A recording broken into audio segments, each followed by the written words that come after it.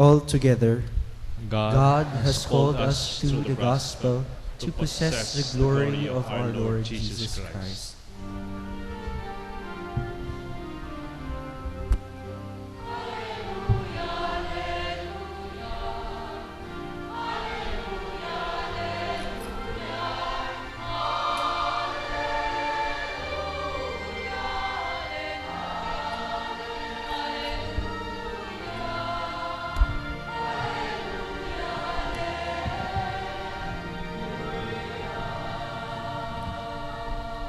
The Lord be with you. And with your spirit. A reading from the Holy Gospel according to Saint Mark. Glory to you, O Lord.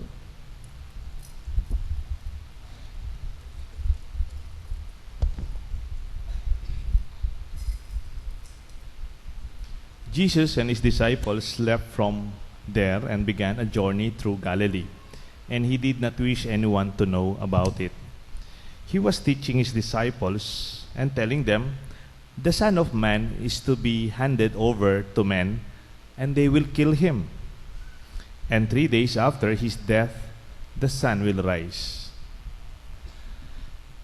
But they did not understand the saying and were afraid to ask questions.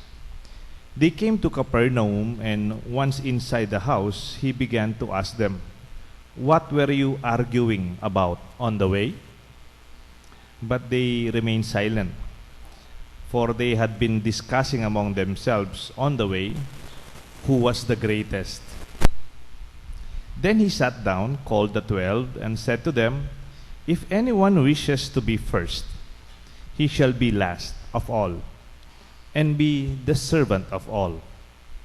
Taking a child, he placed it in their midst, and putting his arms around it, he said to them, "Whoever receives one child such as this in my name receives me. And whoever receives me receives not me, but the one who sent me." My dear friends, the Gospel of the Lord. Praise to you, Lord Jesus Christ.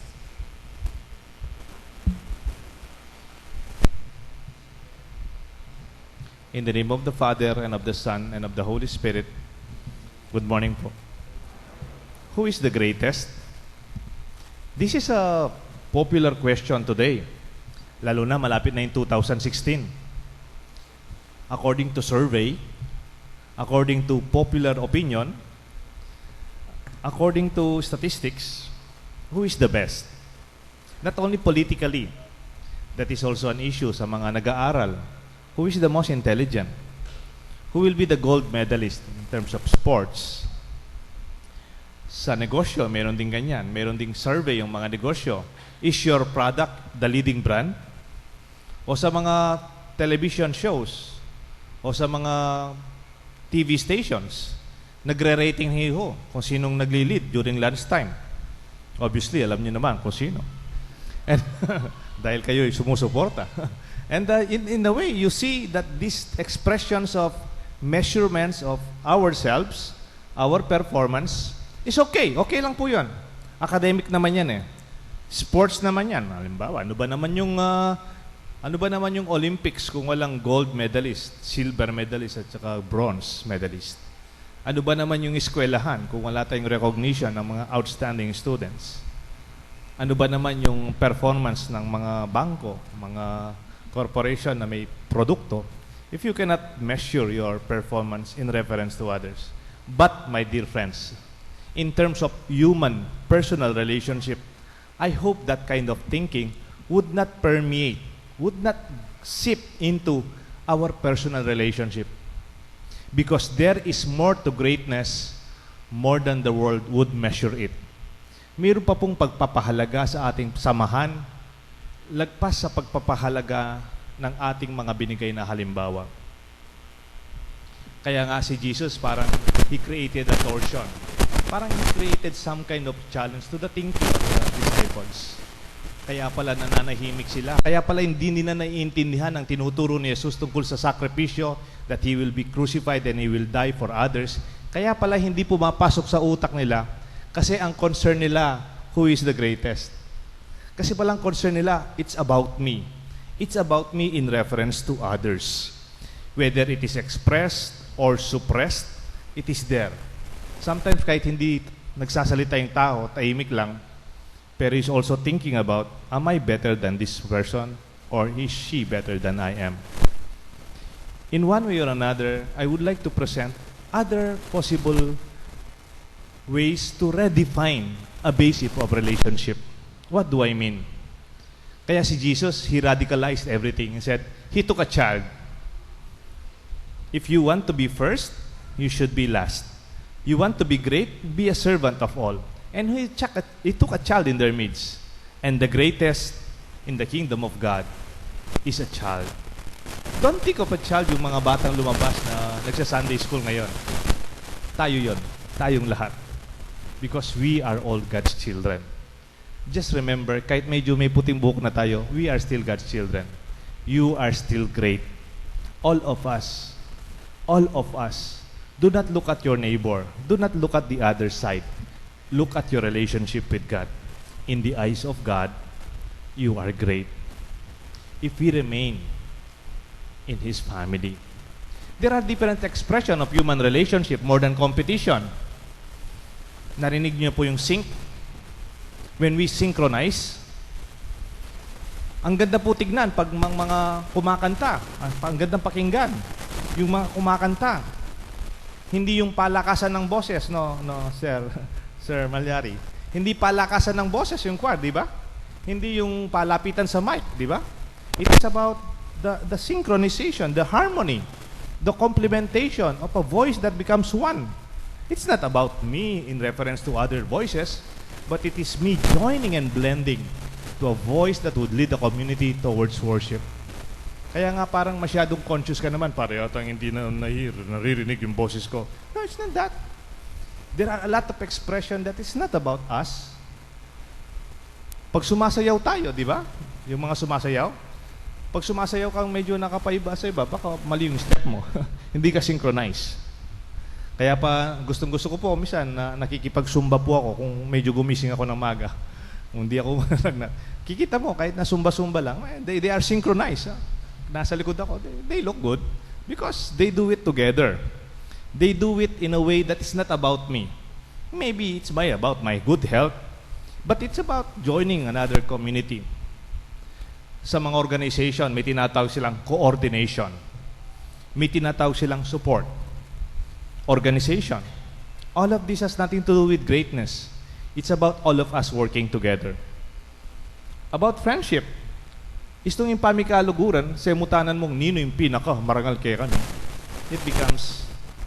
It is jeopardized.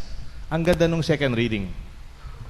Yung second reading introduction from James, sabi po niya, Beloved, where jealousy and selfish ambition exist, there is disorder. Basta pinasukan mo ng ambisyon, pag pinasukan mo ng jealousy ang relasyon, whatever it may be, sa Malacanang, sa Kapitolyo, sa City Hall, sa simbahan, sa opisina, sa bahay, sa magkakapitbahay, there will be disorder. Even among countries, that may also happen. That is why, among friends and family, we don't talk about greatness in reference to others. It is only my greatness in reference to my relationship with my God, who values me as His child. Then you have your own humble source of security and confidence. Nung Biyernes po, nagkukwentuhan kami nung kapatid ko, yung kapatid kong bunso, dalawa na lang kaming magkapatid. May sakit po siya. Nagkukwentuhan kami sa mga kapatid ng iba. And then sabi nitong kapatid ko, kasi matagal na po may sakit ito, nagda-dialysis, nag-transplant na twice, dialysis pa, na maraming operasyon na, madala sa ospital. Sabi niya sa akin sa Kapampangan, realize ko koy nga na, nung mga lalo ka kayong kapatid mo, imburi na mo sabyan, may kaluguran ng kapatid mo. May repeat, nung mga lalo ka kayong kapatid mo, may kaluguran. When you are envious, in reference to your siblings, it simply means you don't understand love in your family. Mami, ba't puro naman si ate? Ba't puro naman si kuya? Ba't wala ako? Ba't sila meron? Maybe a relationship is not more than, ako muna. Dapat ako. then we are not acting like God's children. Minsan po, nagtuturo ako sa seminaryo. May isang seminarista, nagkamali ba naman sa spelling ng aming discussion? Kasi sa seminaryo, meron kaming topic. Yung topic namin parang social order. Meron ding social disorder, di ba? And then, yung example nung seminarista, yung sa traffic, yung gridlock, ginawa ba naman yung spelling ng gridlock? Paano kasing spelling ng gridlock? G-R-I-D. Dapat lock, no? Na-lock. Ang ginawa niyang spelling, G-R-E-E-D. Gridlock. Sabi ko, mukhang maling spelling nito ah. And then, na-realize ko, mga 3 weeks ago, I was reading an article of an old man na traffic po siya sa Batangas. Ang haba ng traffic, may schedule siya, may appointment siya, importante yung lakad niya, lumabas sa kanyang kotse, umuulan. Tapos lumabas siya, pumunta siya sa intersection, he realized dun sa intersection, nagkaroon ng gridlock. Alam niyo po bakit? Dahil po may dalawang sasakyan, may dalawang driver na hindi nagbigayan. You realize that? Dalawang tao lang yung hindi magbibigayan, tayong lahat hindi na makakagalaw. At wala ring taong magbigayan, itangan neta na migalo. It does not flow. We are stagnant. We are stuck. This is not only true in traffic. This is also true in relationship. Among brothers and sisters, among neighbors, among organization, nagkakaroon ng deadlock, nagkakaroon ng impasse, nagkakaroon ng parang stalemate that nothing moves. It is a waste of God's grace. Kaya nga, tama nga yung seminarista, after all. Parang kahit wrong spelling, parang in essence, tama naman, di ba? What creates gridlock? It is greed. Dapat ako. Muna ako keka. Right of way ko. Panganay ako. Bunso ko. Ako mas natin kailangan. When you always talk about self, there is so much time, effort, and even emotions lost. Unnecessarily. Minsan po may isang bayan na pumasyal po ako. Nagmisa ako doon at yung simbahan, malapit sa palengke. At doon sa palengke, mayroong isang magandang pwesto, nakasara. Nakasara yung pwesto, nakalock. At yung pwesto, ang ganda-ganda ng pwesto. Commercial lot. Ang mahal-mahal siguro noon. Kahit gagamitin sana ng parking, pwede sa simbahan, parking at parking ng palengke. Hindi nagagamit. Nakalock. Pati yung building nakalock. Hindi lang po nakalak, ang dami ng kalawang at saka mga damo na parang many years hindi na nabubuksan. Sayang. It is a lost opportunity for grace for everybody to use. Sabi ko dun sa taga roon na tinanong ko, ot, makasara ini, sayang ya. Kamaling gabon keni, ot, makalaki ya. Namatay ba yung mayari o nasa abroad o hindi na napansin? Kanino yan? Sabi ko, Father, tama nga, namatay yung may-ari niya, natatay nila at nanay. Kaya lang yung magkakapatid at saka mga in-laws, hindi magkakasundo kung kanino o sino yung gagamit. And then, deep in my heart, sayang. Kahit dun pala sa pamilyang yon may gridlock. They are not moving in any way. Grace is not there. Kaya mo sa mga alam niyo po yung mga military, meron silang expression. Yung mga Marines, alam niyo po yung mga Marines, military na Marines, no? When they eat in the mess hall, huli daw kumakain yung kanilang mga superiors. Alam niyo po yung Marines, may Marines dito. Meron kasing taong alang Marines. Yung alang Marines, yung yung wala yung mga Marines. Pero, mayroong Marines. Yung taong yan, walang Marines. Pero itong mga Marines, military talaga, sabi nila, kapag meron silang superior, baligtad sila. Ang expression daw nila, according to one Marine officer, sabi niya, leaders eat last. That sounds nice, isn't it? Di ba usually yung mga leaders, they eat first. Una muna si boss, una muna si father, una muna si kuya, tatay. Pero di ba yung mga magulang, pinapauna nyo muna yung mga anak niyo? Lalo na bata sila, yung sobra na lang nila yung kinakain natin, o kinakain ninyo. Yung matatanda, later na lang.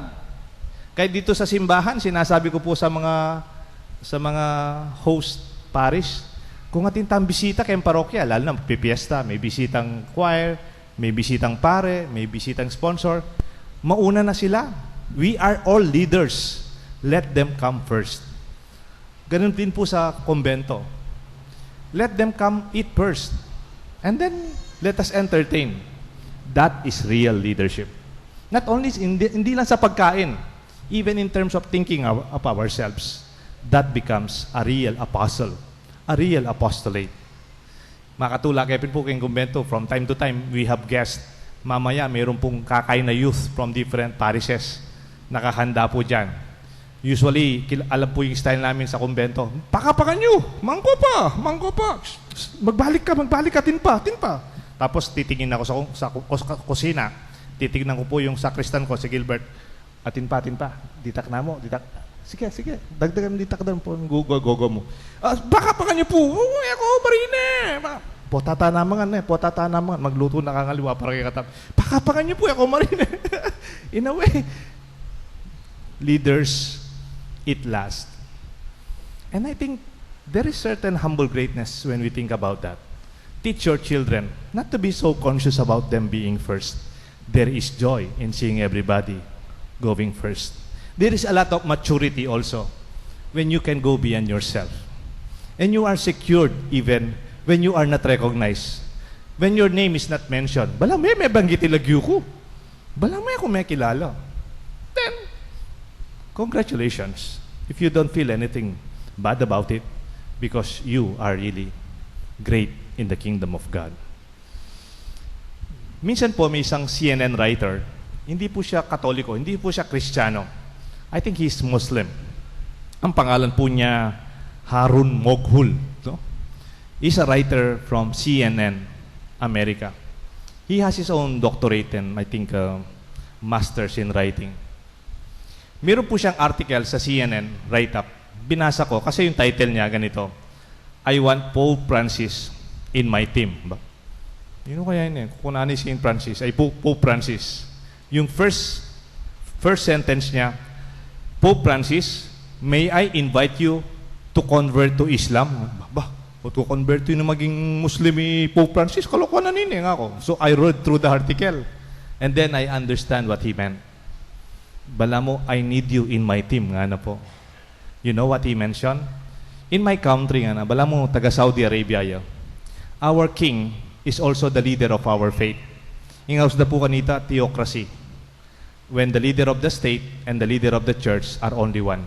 Di ba kay katamot yung separation of the church and the state? Karen pong Muslim, it is only one. If you are the king, you are also the king and the leader of your faith. That's why our king in Saudi Arabia is also called the protector of the two holy mosques, Mecca and Medan, Orenpure Center. Ilaren Peka Vatican da po yan. But what is the concern of my king and his ministers in the past few weeks? In kayang king kanu, mintaya king another country. And the other country they are visiting, they also have to upgrade their hotels. Bali po, bakit? Nung 5-star lareng hotel, kahit ang country pupunta lang daw, they do not match the luxury of their king in Saudi Arabia. Nya po'y overall do po ano ding karelang hotel o hotels. Pati po rin karelang, what do you call this? Carpet, palitan. Pati rin karelang kortina, palitan. Pintura, palitan. Pati carpet from the airport na dapat tutuklok yung gabun ng karelang hari. And all the ministers with him. Kagastos po itan eh. And that is the concern of my king, the head of our faith. But you know, Saint Francis, the leader of 1.2 billion Christians in the whole world, do you know what is concerned in the past weeks? The refugees, the Muslim refugees from Syria. And what is his concern? His concern is for these refugees to be sheltered. And what did he say in his letter? I want all parishes in Europe, all religious institutions, all schools, all religious organizations. I want you, all dioceses, to host a family in your community. Open your doors and receive them. And to start in my parish, in my diocese in Rome, in Vatican, I already adopted and accepted families in my own parish in Rome. He started it himself. No question about the faith. It's not about faith. It's about what we call humanitarian need.